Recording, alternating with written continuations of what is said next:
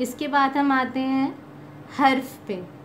ये वो अल्फाज हैं जो अकेले कोई मायने नहीं देते, ये इसमों को फ़ेलों से मिलाने और जुमले मुकम्मल करने का काम देते हैं, या जैसे का, को, के, तक, पर, में वग़ैरह। अब आप खुद ही देखें कि अगर कहीं पे सिर्फ़ का लिखा हो, या सिर्फ़ को लिखा हो, या सिर्फ़ के लिखा हो, या सिर्फ़ तक लिखा हो, तो इसका कोई मायने नहीं होता और ना ही इनका कोई मतलब समझ में आता है। ये जुमलों में इस्तेमाल इसलिए होते हैं ताकि इसमें जुमले जो हैं वो मुकम्मल हो सकें। ये इसमों को इसमों से मिलाते हैं या इसमों को फ़ेलों से मिलाने के काम आते हैं। ठीक है, किस तरह? जैसे कि जुमला नंबर 1 है, किताब मेज़ पर रखी है। इसमें जो पर है वो क्या है? हर्फ। अब आप ये देखें कि इस जुमले में किताब क्या है? इस्म। मेज़ क्या है? इस्म। पर रखी है। अगर हम इस जुमले को ऐसे पढ़ें, किताब मेज़ रखी है, तो बग़ैर पर के आपको ये जुमला ना तो मुकम्मल लगेगा और ना ही समझ आएगा। तो हर्फ के बग़ैर जुमले मुकम्मल नहीं होते।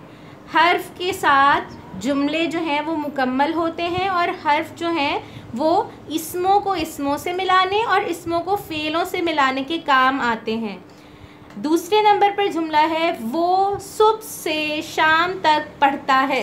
अब आप नोटिस करें कि इस जुमले में से और तक, ये दोनों क्या है?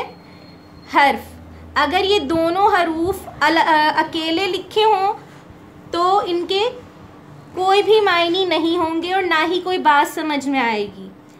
ठीक है, तो जबकि हम जुमला जब बनाएंगे वो सुबह से शाम तक पढ़ता है, तो आप नोटिस करेंगे कि इसमें सुबह शाम क्या है? सुबह और शाम इस्म है।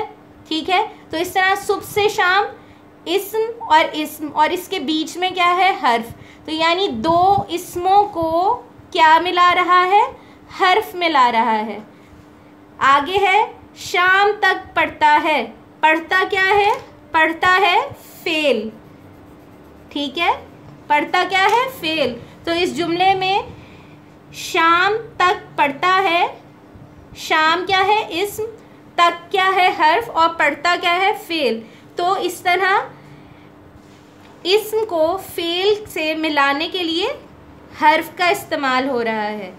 तो आपको क्या समझ आई कि किस तरह से हर्फ जो हैं वो जुमलों को मुकम्मल करते हैं, इसमों को इसमों से मिलाते हैं, या फ़ेल को इस्म से मिलाते हैं, या इस्म को फ़ेल से मिलाते हैं और जुमलों को मुकम्मल करते हैं।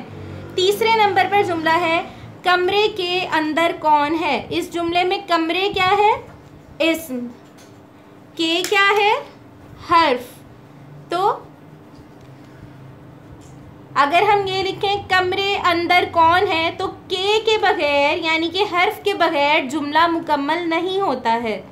इसी तरह चौथे जुमले में है, असलम और हामिद भाई हैं। इस जुमले में असलम भी इस्म है, हामिद भी इस्म है। असलम, हामिद, ये दोनों क्या है? इस्म, और इस्म भी इस्म मारफा हैं, और इनको मिला कौन रहा है? इनको मिला रहा है हर्फ यानी कि और।